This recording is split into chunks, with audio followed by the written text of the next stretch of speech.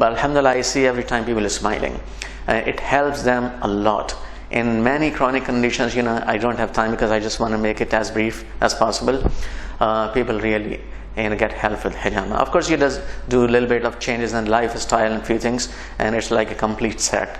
And even if we see the life of Rasulullah sallallahu alaihi wasallam, many times, this is one of the questions people say, or may have this question in mind, that okay, I'm doing hijama and still I'm having this issue. See, hijama helps. It helps. However, it doesn't set a guarantee for what you do in your life. You have to take care of the causes. You have to improve the lifestyle. If there's some damage on the sofa furniture and you call the upholstery guy, he gives you guarantee to fix that. But if you don't turn off the tap, still water is flowing down from there and it's damaging the furniture. The upholstery guy cannot give guarantee for that. So you have to see what you're doing in life. Take care of those things also.